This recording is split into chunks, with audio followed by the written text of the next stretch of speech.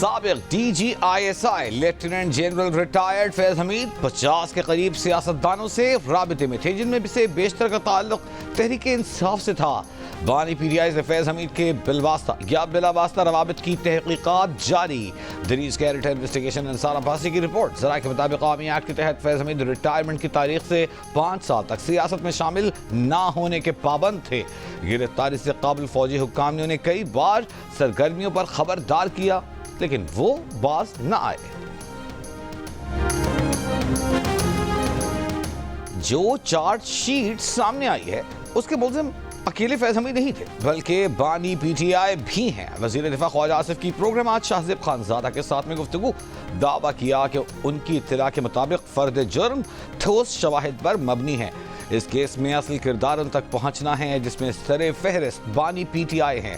کہا بانی P T I نے ٹھان لی تھی کہ فیض حمید کو ہی لائن میں لگانا ہے تاکہ آرمی چیف وہی بنے اور پھر 10 سال تک پروگرام جاری رہے۔ گزشتہ روز لیفٹیننٹ جنرل ریٹائرڈ فیض حمید کو چارج شیٹ کر دیا گیا۔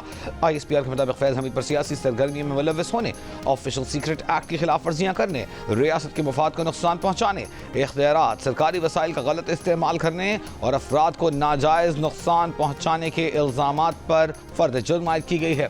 فیض حمید کے خلاف فیلڈ جنرل کورٹ مارشل کی کارروائی 12 اگست 2024 کو شروع کی گئی تھی۔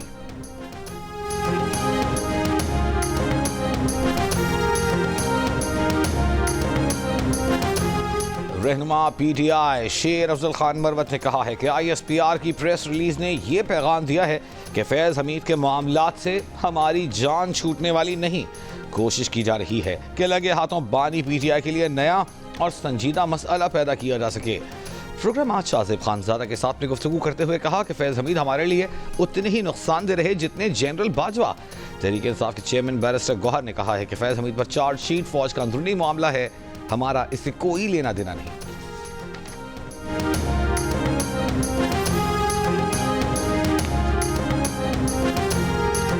سینیٹر فیصل وابڈا کا کہنا ہے کہ بانی پی ٹی آئی کے ملٹری ٹرائل پر انہیں حیرانی نہیں ہوگی۔ بولے لیفٹیننٹ جنرل ریٹائرڈ فیض حمید نے جو شواہد اور گواہیاں دی ہیں، اس کا یہ مطلب نہیں کہ صرف آرمی کے سینئر کا ٹرائل ہو جائے گا اور ان کا ٹرائل نہ ہو۔ فیض حمید کے خلاف چارج شیٹ شروعات نہیں اختتام ہے، ان کے خلاف تمام شواہد جمع کیے جا چکے ہیں۔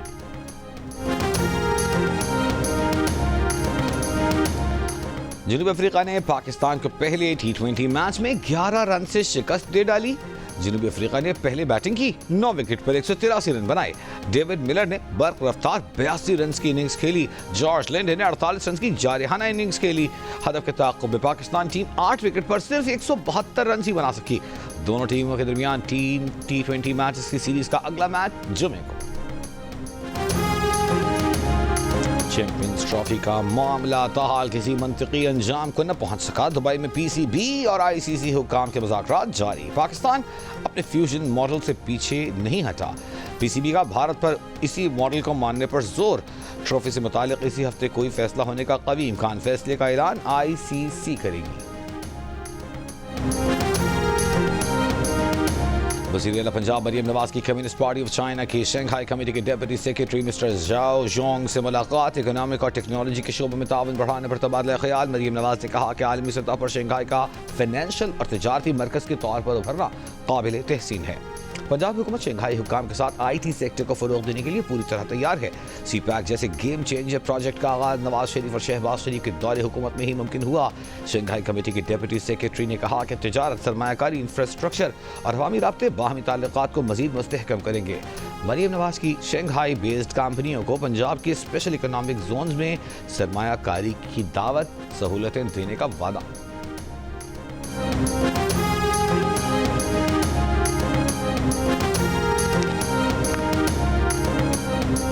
وزیر داخلہ محسن نقوی کا F8 ایکسچینج چوک انٹرچینج اور سیرینا چوک انٹرچینج پر پروجیکٹس کا دورہ۔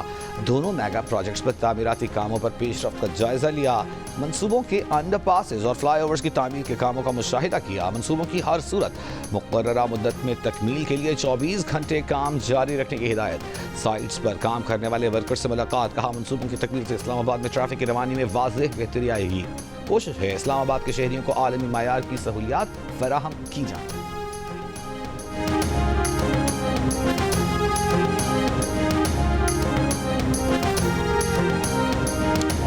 ایشیائی ترقیاتی بینک نے پاکستان کو بجلی تقسیم کا نظام جدید بنانے کے لیے $20 کروڑ قرض کی منظوری دے دی۔ اعلامیے کے مطابق قرض سے ڈسکوز کی قابل بھروسہ بجلی فراہمی یقینی بنائی جا سکے گی۔ امداد سے لیسکو، میپکو، سیپکو کے انفراسٹرکچر میں بہتری لائی جائے گی۔ بینک پاکستان کی بڑھتی بجلی ضروریات پوری کرنے کے لیے مدد فراہم کرے گا۔ امداد سے بجلی تقسیم کا نظام جدید بنایا جائے گا، نقصانات کو کم کیا جائے گا۔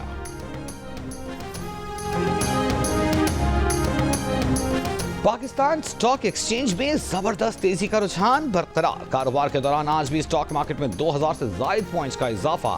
100 انڈیکس 1,10,930 پوائنٹس پر پہنچ گیا۔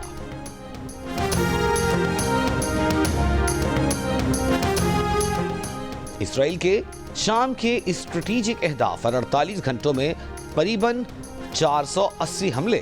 شام میں 15 بحری جہاز، طیارہ شکن بیٹریز، اسلحہ سازی کے مقامات نشانہ بنائے۔ اسرائیلی فوج کا دعویٰ۔ عرب میڈیا کے مطابق اسرائیلی فوج نے شام کی فضائی اڈوں، جنگی جہازوں اور فوجی گوداموں کو تباہ کیا۔ اسرائیلی وزیر اعظم کا کہنا ہے کہ نئی شامی حکمرانوں نے ایران کو تنظیم نو کی اجازت دی تو طاقتور رد عمل دیں گے۔ ترک فورسز کے بھی شمال مشرقی شام میں کرد ملیشیا کے زیر قبضہ علاقوں پر فضائی حملے۔ روسی بحریہ کے جنگی جہازوں کے شامی اڈے چھوڑے جانے کی سیٹلائٹ تصاویر جاری۔ شام میں پھنسے پاکستانیوں کے انخلا شروع۔ 400 کے قریب پاکستانی لبنانی سرحد پہنچ گئے۔ سفارتی ذرائع کے مطابق پاکستانیوں کو بیروت سے پاکستان روانہ کیا جائے گا۔ خصوصی پرواز کا اہتمام 1-2 روز میں ہو سکتا ہے۔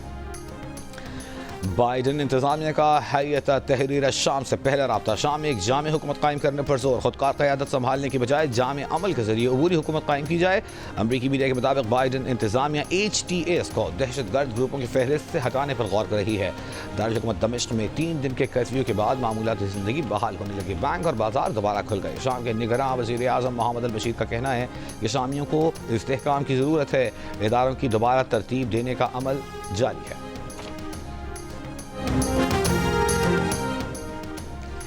حکومت نے سنجیدہ مذاکرات نہ کیے تو 14 دسمبر سے سول نافرمانی کا اعلان ہوگا۔ تحریک انصاف کے رہنما شوکت یوسفزئی کی وارننگ۔ یہ بھی کہا کہ PTI نے احتجاج اور مذاکرات کے لیے حکمت عملی وضع کر لی۔ نتیجہ خیز مذاکرات تک احتجاج کا سلسلہ جاری رہے گا۔ رہنما جمعیت علماء اسلام حافظ حمداللہ نے کہا ہے کہ تحریک انصاف سے مل کر تحریک چلانے کا ابھی کوئی فیصلہ نہیں ہوا۔ اگر PTI والے اکٹھے تحریک چلانے کے لیے آئے تو دیکھیں گے۔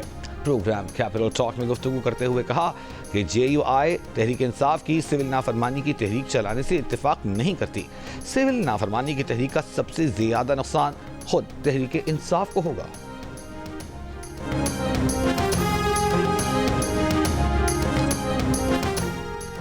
PTI احتجاج سے متعلق اسلام آباد ہائی کورٹ کے آرڈر کے خلاف ورزی پر توہین عدالت کی درخواست۔ عدالت نے وزارت داخلہ کو رپورٹ جمع کرانے کے لیے مزید وقت دے دیا۔ دوران سماعت چیف جسٹس عامر فاروق نے اسٹیٹ کونسل سے سوال کیا، کیا مسئلہ ہے؟ رپورٹ کیوں پیش نہیں کی جا رہی؟ آپ کو بتانا ہے کہ آپ نے کیا کیا، بتانا مشکل ہے؟ رپورٹ فائل کریں، پتہ تو چلے کہ ہوا کیا ہے۔ اس عدالت کا سادہ سا آرڈر تھا کہ امن بحال رکھنا ہے۔ عدالت نے آرڈر کیا تھا کہ آپ نے شہریوں کے حقوق کا خیال رکھنا ہے۔ آپ نے اس معاملے کو اتنا پیچیدہ بنا دیا۔ عدالت نے رپورٹ طلب کرتے ہوئے سماعت آئندہ ہفتے تک ملتوی کر دی۔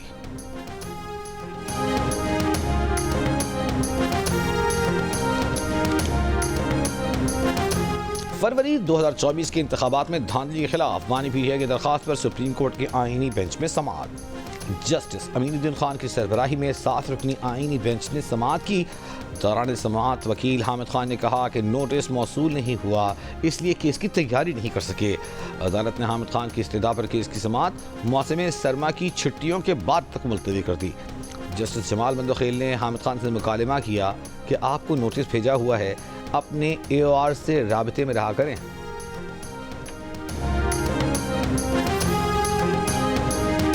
PTI کے سیکرٹری جنرل سلمان اکرم راجہ کو 8 مقدمات میں 1 ماہ کی حفاظتی ضمانت مل گئی۔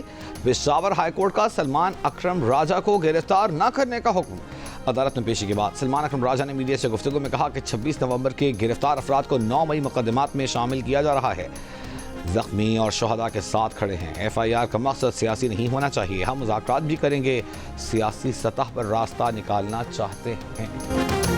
لاہور ہائی کورٹ میں انٹرنیٹ کی سست رفتاری کے خلاف درخواست پر سماعت، عدالت نے درخواست پر پی ٹی اے سمیت دیگر متعلقہ حکام کو نوٹس جاری کر دیے۔ درخواست میں انٹرنیٹ کی رفتار سست کرنے کے اقدام کو چیلنج کیا گیا تھا۔ درخواست گزار نے موقف اپنایا تھا کہ ملک میں انٹرنیٹ کی رفتار انتہائی سست ہے، اس وجہ سے شہری انتہائی پریشان ہیں۔ سست رفتاری کی وجہ سے ملک کا انٹرنیٹ سروس کا عالمی سطح پر 198واں نمبر ہے۔ عدالت انٹرنیٹ کی رفتار کو مؤثر تیز کرنے کا حکم دے۔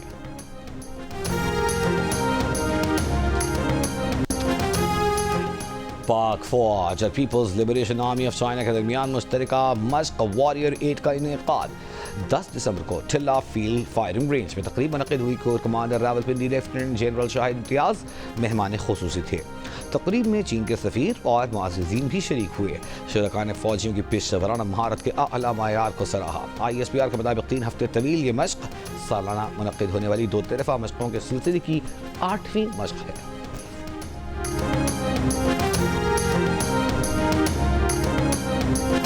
قومی اسمبلی اجلاس میں وقفہ سوالات کے دوران وزراء کے ایوان میں نہ ہونے پر ڈپٹی اسپیکر کا اظہار برہمی، کہا اگر وزراء کا یہی طریقہ کار رہا تو وزیر اعظم کو آگاہ کریں گے۔ وزراء کی عدم موجودگی پر حکومتی ارکان بھی سیخ پا، کہا وزراء نہیں آتے تو یہ ملک و قوم کا پیسہ ضائع کرنے کے مترادف ہے۔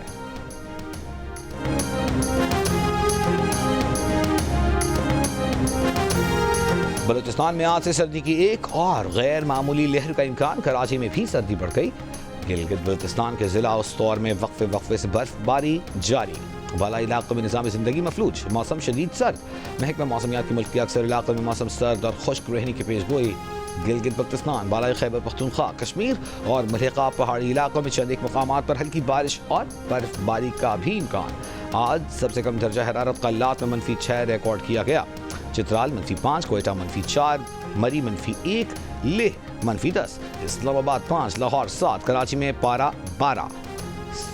صبح میں لاہور دنیا کا آلودہ ترین شہر، پارٹیکولٹ میٹرز 281 ریکارڈ۔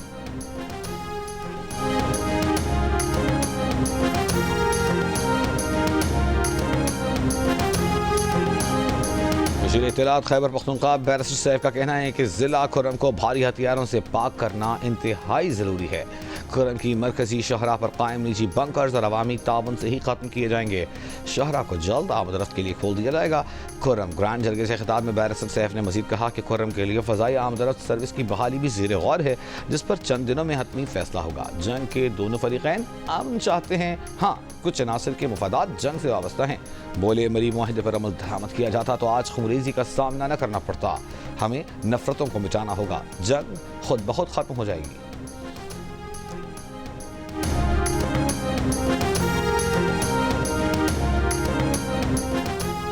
ضلع کھرم میں امن و امان کے لیے کوہاٹ میں ہونے والا گرینڈ آرم جرگہ کسی نتیجے پر نہ پہنچ سکا۔ مذاکراتی عمل آج بھی جاری رکھا جائے گا۔ پشاور، پارا چنار، بٹکندی شاہراہ سمیت آمد رفت کے تمام راستے تاحال بند۔ اشیاء خورنوش، ایندھن، ادویات کی شدید قلت، مریضوں کا علاج نہ ہونے کے باعث شہری مشکلات کا شکار۔ گیس ختم، تندور اور ہوٹل بند، شہریوں کی مشکلات بڑھ گئیں۔ DC جاوید اللہ محسود کا کہنا ہے کہ حالات معمول پر لانے اور متاثرین کی امداد کے لیے اقدامات کیے جا رہے ہیں۔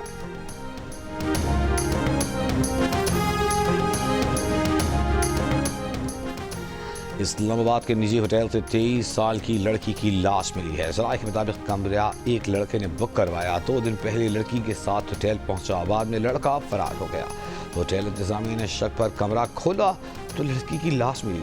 پولیس نے لاش پیمز اسپتال منتقل کر دی، تحقیقات شروع۔ فیصل آباد کے تھانہ ٹیکری والا کے قریب کار پر فائرنگ، 3 افراد قاتل، 2 زخمی، ملزم فرار۔ پولیس کے مطابق واقعہ پرانی دشمنی کے باعث پیش آیا۔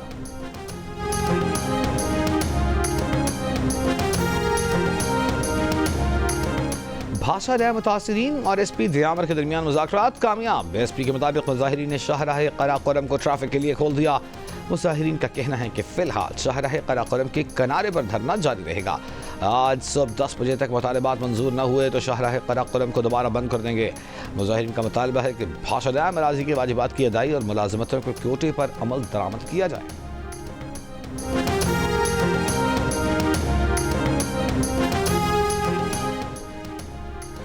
شام کے صدر بشار الاسد کو انتہائی محفوظ اور خفیہ طریقے سے روس منتقل کیا گیا۔ نائب روسی وزیر خارجہ سرگئی ریابکوف نے کہا ہے کہ روس غیر معمولی صورتحال میں ضرورت کے مطابق کام کرتا ہے۔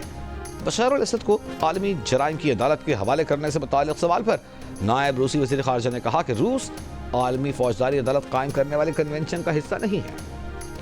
شام میں گولان کی پہاڑیوں پر جارحیت اور قبضے میں توسیع کے اسرائیلی عزائم، اسرائیل کا جنوبی شام میں دفاعی زون بنانے کا اعلان۔ اقوام متحدہ کی شام کی علاقائی سالمیت کی خلاف ورزی کی مذمت، کہا اس اہم وقت کو شامی سرزمین پر قبضے کے لیے استعمال نہیں کرنا چاہیے۔ سعودی عرب، متحدہ عرب امارات، ایران، عراق، قطر کی بھی شدید مذمت۔ سعودی عرب نے کہا کہ اسرائیل شام کی سالمیت کو نقصان پہنچا رہا ہے۔ ترک صدر اردوان نے کہا کہ شام کو دوبارہ تنازعات کا علاقہ نہیں بننے دیں گے۔ ایرانی فوجی سربراہ نے کہا کہ اسرائیل کا خاتمہ بدستور ایرانی ترجیحات میں سر فہرست ہے۔ شام میں اب ایران کا کوئی فوجی موجود نہیں۔ سلامتی کونسل کے بند کمرہ اجلاس میں شام کی علاقائی سالمیت، اتحاد، شہریوں کا تحفظ اور امداد کی ترسیل پر زور دیا گیا۔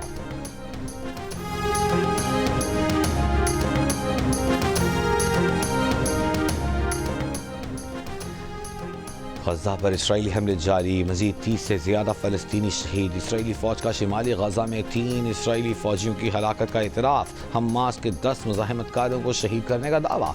جنگ بندی کوششوں پر نتن یاہو کی ہیٹ درمی برقرار، کہا غزہ جنگ ختم نہیں کریں گے، ایسا کیا تو حماس دوبارہ قوت پکڑ کر حملے شروع کر دے گی۔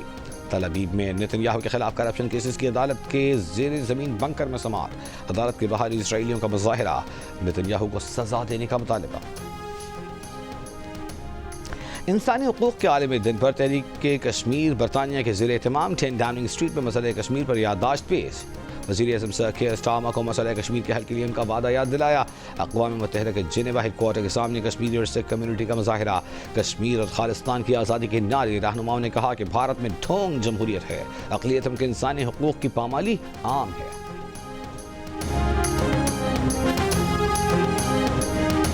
Human rights commission of Pakistan نے کہا ہے کہ ریاست کو آئین میں درج بنیادی حقوق فوری تسلیم کرنا ہوں گے۔ جبری گمشدگیوں اور حراستی تشدد کے فوری خاتمے کی ضرورت ہے۔ انسانی حقوق کے عالمی دن پر کمیشن کی جانب سے جاری ایک بیان میں کہا گیا ہے کہ اظہار رائے اور پرامن اجتماع کے حق کی صورتحال تیزی سے بگڑنا تشویشناک ہے۔ گھروں پر چھاپے، مظاہرین پر غیر قانونی طاقت کا استعمال معمول بن گیا ہے۔ انسانی حقوق کے عالمی دن پر ہمیں کمزور اور پسماندہ طبقات پر توجہ دینا ہوگی۔ جنوبی کوریا کے صدر کے مارشل لاء نافذ کرنے کی ناکام کوشش پر تحقیقات کا دائرہ وسیع۔ پولیس کا صدارتی دفتر پر چھاپا۔ چھاپے کے وقت صدر یون دفتر میں موجود نہیں تھے۔ سابق وزیر دفاع کم کی حراستی مرکز میں خودکشی کی کوشش، تاہم جان بچا لی گئی۔ 3 دسمبر کو اراکین کو پارلیمنٹ میں داخل ہونے سے روکنے کے لیے پولیس تعینات کرنے کے الزام۔ نیشنل پولیس ایجنسی کے کمشنر جنرل اور سیول کی میٹروپولیٹن پولیس ایجنسی کے سربراہ کو بھی گرفتار کر لیا گیا۔ مارشل لاء نافذ کرنے کے حکم پر صدر کے خلاف بغاوت کے الزامات کے تحت تحقیقات جاری ہیں۔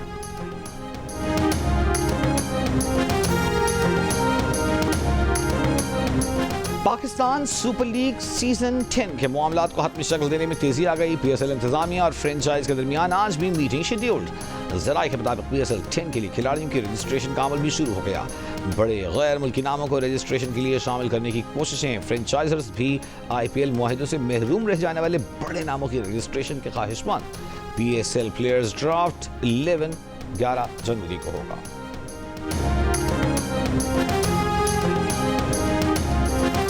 پاکستان سمیت دنیا بھر میں پہاڑوں کا عالمی دن آج منایا جا رہا ہے۔ اس دن کو منانے کا مقصد پہاڑوں کی اہمیت کو اجاگر کرنا ہے۔ بلوچستان کے پہاڑ خوبصورتی میں اپنی مثال آپ۔ کوہ باتیل بلوچستان کے ساحلی شہر گوادر کا منفرد پہاڑ۔ کئی کلومیٹر طویل اس پہاڑ سے شہر، نیل گوں سمندر، تیرتی کشتی اور غروب ہوتے سورج کا خوبصورت نظارہ کیا جا سکتا ہے۔ پہاڑوں کی سرزمین گلگت بلتستان میں دنیا کی دوسری بلند ترین چوٹی K2 پاکستان کی بلند ترین چوٹی ہونے کا اعزاز رکھتی ہے۔